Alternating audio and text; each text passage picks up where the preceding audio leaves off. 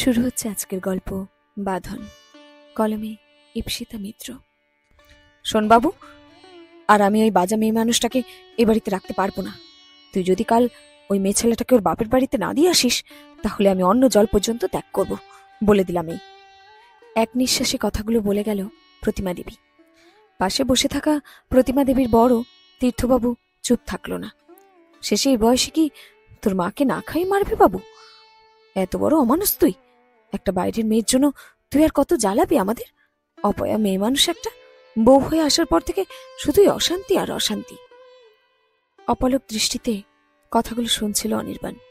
ছোটবেলা থেকে মা বাবার বাধ্য ছেলে বলে খুব সুনাম আছে ওর। আজ অব্দি কখনোই মা বাবার মুখের উপর কোনো কথাই বলেনি। আজও তাই এক লাইনেই উত্তর দিল, ঠিক আছে, তোমরা যা বলছো তাই হবে। কাল থেকে ত্রিধার এই বাড়িতে থাকবে না। এবার মাথা ঠান্ডা করে শুয়ে পড়ো, অনেক রাত হলো।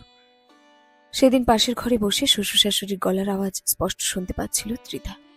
মাঝে মাঝে একটা দীর্ঘশ্বাস নেমে আসছিল ওর। চোখের কোণটা অনেকক্ষণ ধরেই ভিজে, জলে চারদিক আবছা। তার মাঝে বারবার ভেসে আসছে সেই দিনের দৃশ্যটা। হঠাৎ ওদের গাড়ির সামনে আচমকা বড় ট্রাকটা চলে এলো। তারপর সব অন্ধকার। 7 দিন বাদে জ্ঞান ফিরে জানতে পারল অ্যাক্সিডেন্টে ওর জরায়ুতে এতটাই চোট লেগেছিল যে ওর আর কখনোই মা হতে পারা সম্ভব নয়। এখন যদিও মাঝে মাঝে মনে হয় না বাঁচলেই বোধহয় ভালো ছিল। মরে গেলে এই নতুন নামটা থেকে তো মুক্তি পেত। বাজা মেয়ে মানুষ। আত্মীয় স্বজন, পাড়া পড়শি, শ্বশুর শাশুড়ি সবার কাছে আজও এই একটাই নাম। কেউ সামনে বলে আর কেউ পিছনে। এইসব ভাবনার ভিড়ে কখন যে ঘরে অনির্বাণ এসেছে ও খেয়ালই করেনি। ওর গলার আওয়াজে স্তম্ভিত ফেলল, তোমার সমস্ত জামাকাপড় গুছিয়ে নাও, কাল এই বাড়িটা ছাড়তে হবে। কথাটা শুনে ত্রিধা সেদিন চুপ ছিল। চোখের সামনে ভাঙন দেখতে পাচ্ছিল অনেকদিন। আজ বুঝল সত্যি, তার মানে সম্পর্কটা শেষ। পরের দিন সকালে আয়নার সামনে সিঁদুর পড়তে পড়তে হঠাৎ ত্রিধার মনে হলো, ভালোই হয়েছে, সব শেষ হয়েছে। এই 2 মাস অনির্বাণকে তো এই বাড়িতে কম ঝামেলা সহ্য করতে হয়নি। আজ ত্রিধা ওকে মুক্তি দেবে, একটা বাজা মেয়ে মানুষের স্বামী হওয়ার থেকে মুক্তি। এই ভেবেই সুটকেসটা নিয়েই ড্রয়িং রুমে গেল। তারপর শ্বশুর শাশুড়িকে শেষবারের মতন প্রণাম করে দরজা দিকে পা বাড়াতেই পেছন থেকে ওর হাতটাকেও শক্ত করে আঁকড়ে ধরল। হঠাৎ ত্রিধা ঘুরে তাকাতে অবাক।